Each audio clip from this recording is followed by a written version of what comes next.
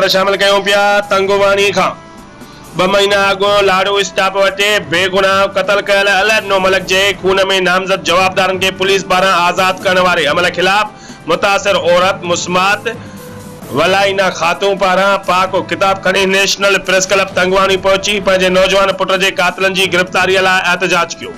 उन मौक़े ते मुतासिर औरत मुस्मात वलाइना खातून मीडिया सां ॻाल्हाईंदे चयो त मुंहिंजे पुट खे नाहक बेगुनाह शहीद करे गंदे तलाउ में उछलायो वियो, जंहिंजी FIR नामज़द मुखो जवाबदार सदाम मलिक खे पुलिस पारां गिरफ़्तार करे गरी रिश्वत एवज़ आज़ाद करे छॾियो।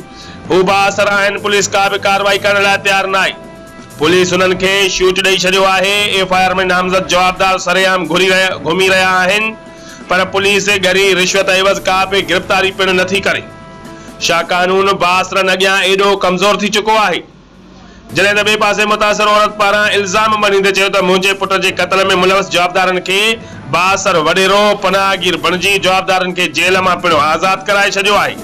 जॾहिं त ॿिए पासे मुतासिर औरत मुस्मात विलायता खातून लुड़क लारींदे पाक किताब जा वास्ता ॾेई दाहींदे IG Sindh, DIG लारकाणो, SSP Kashmir Amjad Ahmad Sheikh समेत ॿियनि वस वारनि खां मुतालबो कंदे चयो त खुदारा मुंहिंजे पुट जे खून सां कातिल ज़ाहिर करे उन्हनि खे गिरफ़्तार करे कानून जे कचाड़े में आणे मुंहिंजे मासूम पुट जे खून सां इंसाफ़ कयो वञे। जेकॾहिं मुंहिंजे पुट जा कातिल गिरफ़्तार न थिया त मां पंहिंजो पाण खे तंगवाणी विच शहर में पेट्रोल हारे बाहि ॾेई साड़े छॾींदुसि। रिपोर्ट कर मुख़्तियार अली बलोच, बे न्यूज़ तंगवाणी।